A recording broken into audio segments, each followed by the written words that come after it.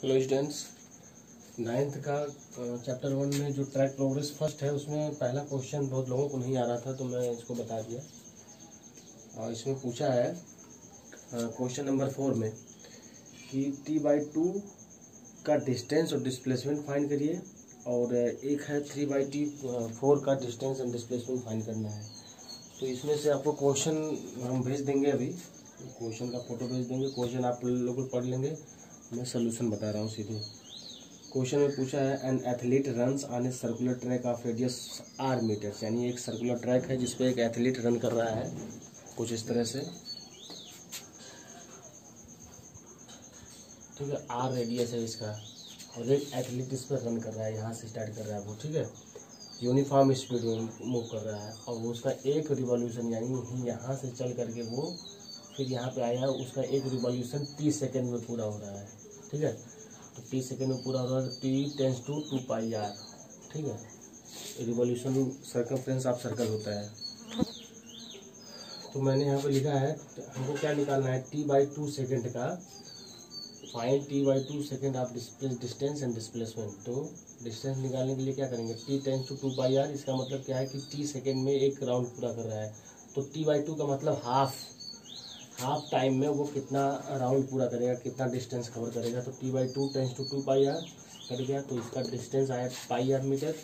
Displacement है यानी circle का जो हाफ होता है, हमेशा ध्यान देना कि अगर कोई सर्कुलर पाथ है, अगर उस पे से यहाँ से कोई चला है, वो आधा डिस्टेंस चला है, अगर हाफ सर्कल मूव किया है तो उसका डिस्टेंस क्या होगा स्टूडेंट्स, डिस्टेंस होगा हमेशा πr इन हाफ सर्कुलर, और डिस्प्लेसमेंट होगा 2r, ठीक है। हमेशा याद रखना, हाफ सर्कुलर है, अगर हाफ एक कंप्लीट सर्कल है उस पर हाफ सर्कुलर मूव किया है, हाफ डिस्टेंस कवर किया है, तो उसका डिस्टेंस πr होगा और डिस्प्लेसमेंट 2r होगा हमेशा।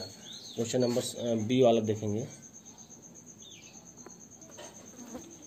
स्टूडेंट्स। क्वेश्चन नंबर 4 का बी वाला आप लोग देख लेंगे। इसमें पूछा है 3t/4 सेकेंड में इसका डिस्टेंस और डिस्प्लेसमेंट निकालना है। तो कैसे निकालेंगे, डिस्टेंस लिखेंगे 3/4t, यानी ये कह रहा है कि एक सर्कल है उसका 3/4 लिया है। जैसे मान लीजिए मैंने यहाँ पे एक सर्कल बना दिया, इसका डिस्प्लेसमेंट और डिस्टेंस कैसे निकालेंगे, 3/4 का मतलब क्या है कि सर्कल को 4 भाग में डिवाइड किया गया है, 3/4 जिसे कहते हैं हम लोग।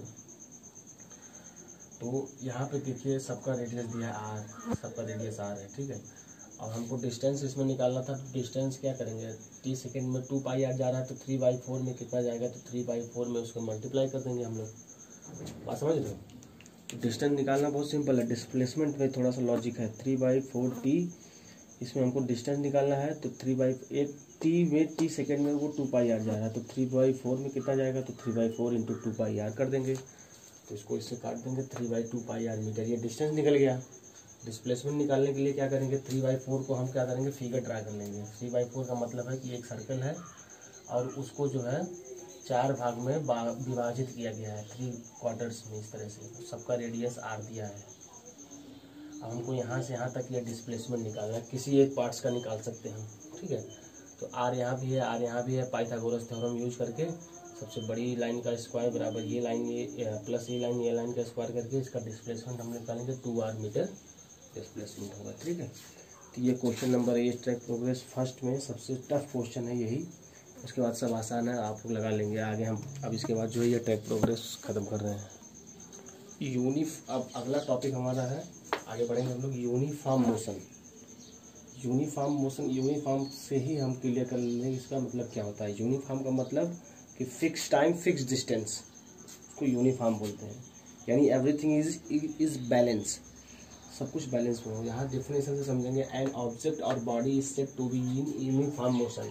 किसी भी ऑब्जेक्ट या बॉडी को हम लोग यूनिफॉर्म मोशन में तब कहते हैं जब if it covers equal distance in equal interval of time, या तब हम किसी बॉडी को यूनिफॉर्म मोशन में बोलेंगे जब ये इक्वल डिस्टेंस, यानी जितना डिस्टेंस कवर कर रहा है और उसको कवर करने में कितना टाइम लग रहा है, ये दोनों इक्वल होंगे, तब हम उसको बोलेंगे यूनिफॉर्म मोशन।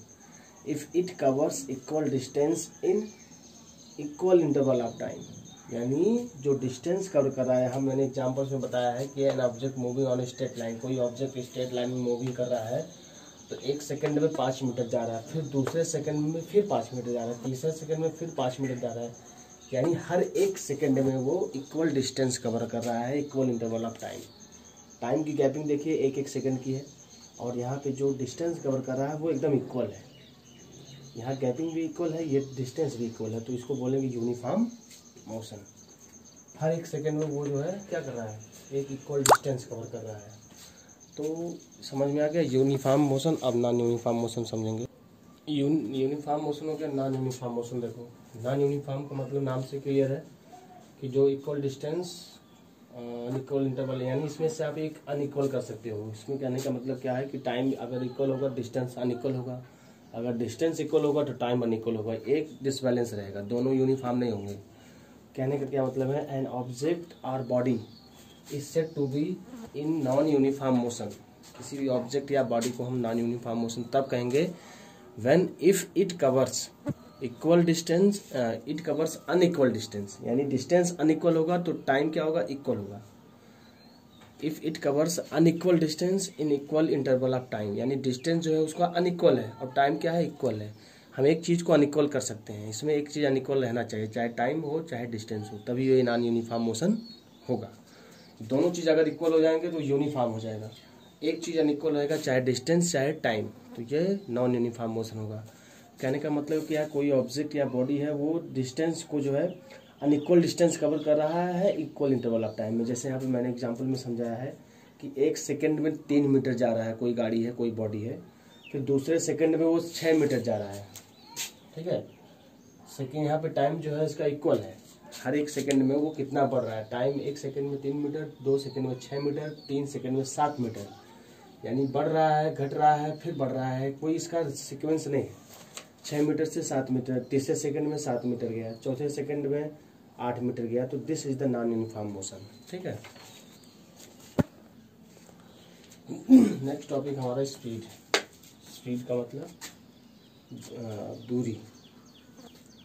स्पीड को हम डिफाइन करेंगे, स्पीड को कैसे डिफाइन करेंगे, the distance travelled by the body पर यूनिट टाइम, ठीक है।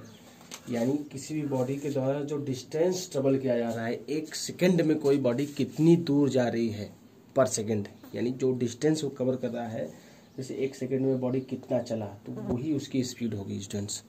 तो स्पीड को कैसे डिफाइन करेंगे, the distance travelled by the body in per unit time is known as speed. Speed का फार्मूला भी मैंने लिखा है, स्पीड इक्वल टू होता है distance travelled upon time taken, या शॉर्ट फॉर्म में बोलेंगे एस इक्वल टू d/t।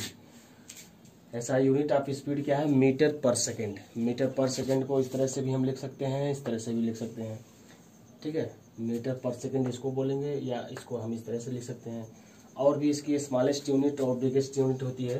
तो एसआई यूनिट क्या है, मीटर पर सेकंड। ये फिजिक्स में सबसे ज़्यादा इंपॉर्टेंट होता है, तो एसआई यूनिट होती है। किसी भी चीज़ का एसआई यूनिट हमको याद रहना चाहिए। अदर यूनिट्स भी याद होनी चाहिए न्यूमेरिकल के लिए। The other units of speed is centimetre पर सेकंड, या इस तरह से हम लिख सकते हैं, स्मॉलेस्ट यूनिट है ये। उसके बाद किलोमीटर पर सेकंड, किलोमीटर पर सेकंड को इस तरह से भी हम लिख सकते हैं। मीटर मिनट पर सेकंड को हम इस तरह से लिख सकते हैं। तो ये हो गया स्पीड। इसके बाद आएगा आपका एवरेज स्पीड, यूनिफॉर्म स्पीड। तो यहाँ मैंने क्वेश्चन लिया है स्पीड पे ही, कैसे इसको निकालते हैं। स्पीड का एक क्वेश्चन मैं आपको बता दे रहा हूँ। कह रहा है कि एक car travels a distance of 2 kilometre in 5 minutes. कोई एक कार है जो 2 किलोमीटर जा रहा है 5 मिनट में। हमको कैलकुलेट करना है, calculate the speed of the car in. Car की स्पीड हमको निकालनी है, किसमें निकालनी है, सेंटीमीटर पर सेकंड में, दूसरा है मीटर पर सेकंड में, तीसरा है किलोमीटर पर आवर। इन तीनों में हमको कार की स्पीड निकालनी है। तो क्या करेंगे, जब भी हम निकालना होता है, कुछ भी निकालना होता है, सबसे पहले हम उसको एसआई यूनिट में कन्वर्ट करते हैं। जब भी न्यूमेरिकल लगाएंगे तो फिजिक्स में उसको हम एसआई यूनिट में कन्वर्ट कर लेते हैं। अगर एसआई यूनिट में दिया है तो उसको हम एसी यूज कर देते हैं, नहीं दिया है तो कन्वर्ट करते हैं। डिस्टेंस सबसे पहले हम इसको लेते हैं, फर्स्ट वाले को, सेंटीमीटर में हम इसकी स्पीड निकालेंगे। तो यहाँ पे लिखा मैंने डिस्टेंस ट्रेवल्ड, 2 किलोमीटर को हम सेंटीमीटर में बदल लेंगे पहले, ठीक है। हमको सेंटीमीटर में निकालना है, तो पहले मीटर में बदलेंगे 2000 मीटर होगा, फिर सेंटीमीटर में बदलेंगे 2 लाख सेंटीमीटर। ये हमारा डिस्टेंस हो गया। टाइम को भी हम एसआई यूनिट में कन्वर्ट करेंगे। टाइम की एसआई यूनिट यानी सेकंड है, तो मिनट में दिया है, सेकंड में कन्वर्ट कर लेंगे। 5 मिनट बराबर 300 सेकंड। तो डिस्टेंस यानी डिस्टेंस को एस से रिप्रेजेंट कर, स्पीड को एस से रिप्रेजेंट करते हैं, डी को डिस्टेंस, टी को टाइम। तो S is equal to D by T, यानी इसको इससे डिवाइड कर दिया तो इसका मतलब क्या हो गया, ये हो गया आपका स्पीड, ये हो गया आपका डिस्टेंस, ये हो गया आपका टाइम। ठीक है, तो पहला आपका निकल गया सेंटीमीटर में, इतना आंसर आया। उसके बाद जो है अब हम दूसरा निकालेंगे मीटर पर सेकेंड। मीटर पर सेकेंड यानी एसआई यूनिट में दिया,